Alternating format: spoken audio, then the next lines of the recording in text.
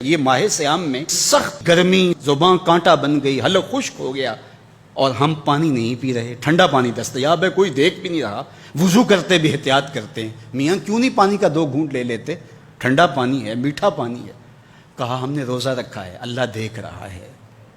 ماہ سیام میں ہم پانی نہیں لیتے، اس لیے ہمیں یہ یقین ہوتا ہے تنہائی میں بھی اللہ دیکھ رہا ہے۔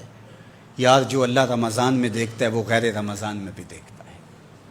پانی پینے لگو تو دیکھتا ہے، رشوت لینے لگو تو تب بھی دیکھتا ہے، آنکھ بھٹکے تو تب بھی دیکھتا ہے، خیال بہکے تو تب بھی دیکھتا ہے، سوچوں میں آوارگی آئے تو تب بھی دیکھتا ہے۔ یہ یقین تمہارے ساتھ اگر جڑ جائے کہ تمہارا رب تمہیں دیکھ رہا ہے تو پھر گناہ کرنا مشکل کیا ناممکن ہو جائے گا۔ ان اللہ خبیر بما تعملون، اور جو تم کرتے ہو تمہارا رب اس سے باخبر ہے۔ مت سمجھنا کہ وہ دیکھ نہیں رہا، تم کو چھٹی دے رکھی ہے تو اس کا یہ مطلب نہیں ہے کہ تم اس کی پہنچ سے باہر ہو یا اس کی نگاہوں میں نہیں ہو۔ تمہارے ایک ایک لمحے کو وہ دیکھ رہا ہے، ایک ایک ساعت کو ملاحظہ کر رہا ہے۔ بند کمرے ہوں یا مخفی غاریں، تم جہاں بھی داد عیش دو تمہارا رب تمہیں دیکھ رہا ہے۔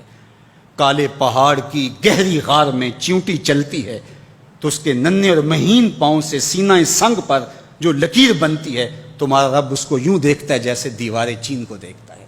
تو کیا وہ تمہارے اعمال کو نہیں دیکھتا؟ تمہارے ایک ایک عمل کو، تمہارے ارادے کو، تمہاری آنکھوں کی خیانت کو، تمہارے دل کے ارادے کو دیکھتا ہے۔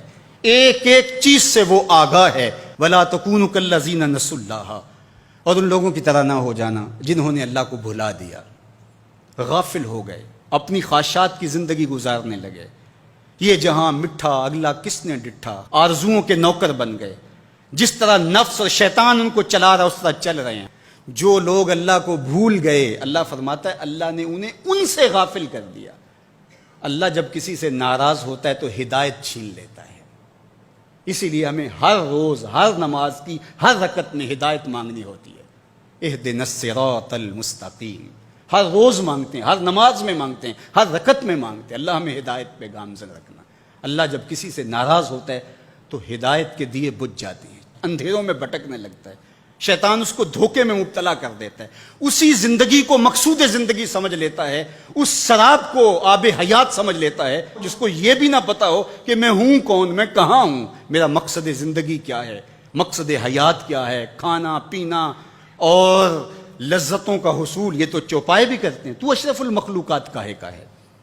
یہ زندگی تو ان کی بھی ہے کہ وہ اچھا کھاتے ہیں، تم تو ایک پاؤ بھر گوشت کھا لیتے ہو اور شیر روز ایک ہرن چاٹ جاتا ہے، وہ تیرے سے زیادہ کھاتا ہے، تیرے سے زیادہ طاقتور ہے۔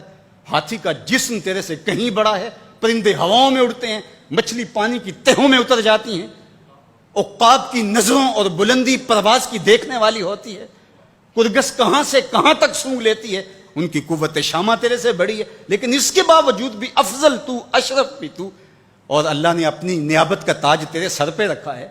تو مقصود ہے، تو مسجود الملائک ہے، فرشتوں کی پیشانی تیرے حضور جھکی ہے، تو اپنے آپ سے آشنا ہی نہیں ہے، تجھے پتہ ہی نہیں کہ تو کون ہے۔ تو خدا کو بھول کے سمجھا کہ میری زندگی آزاد ہو گئی، اب میں جو چاہوں کروں، میں خدا کا بھی انکار کر دیا، بلا دیا اس کو۔ کہا جب خدا کو تو بھولا تو خود کو بھول گیا، زندگی کے مقصد کو تو نے فراموش کر دیا، اب بھٹکتا ہے ارض فلات میں، جنگل میں پڑے ہوئے خشک پتے کی طرح، جس کو ہوائیں کبھی ادھر اڑا دیتی ہیں کبھی ادھر اڑا دیتی ہیں۔ مقصد حیات کا علم نہیں ہے، خدا کو بھولنے کا یہ نتیجہ ہے جو تجھے بھگتنا پڑ رہا ہے۔ خدا آشنا ہو جا، خود آشنا ہو جائے گا، تجھے ذات سے آگہی ہو جائے گی، من کا شعور مل جائے گا، تجھے پتہ چلے گا کہ میں کون ہوں، میری زندگی کا مقصد اور مقصود کیا ہے۔ تو اگر تو ایسا نہیں کرے گا تو اللہ تجھے تیرے سے بے خبر کر، تیری ٹانگیں نہیں توڑ دی جائیں گی، تیرا رزق نہیں چھین لیا جائے گا، تیری آنکھوں سے روشنی نہیں اچکی جائے گی، تیرے کانوں کی سماعت نہیں کھینچ لی جائے گی، یہ سب کچھ ہوگا لیکن مقصد زندگی نہیں ہوگا۔ تو کہا اس قرآن سے جڑ جاؤ، اپنی زندگی کو مالک کے سپرد کر دو اور ایک ایک لمحہ مالک کی چوکھٹ پہ گزار دو۔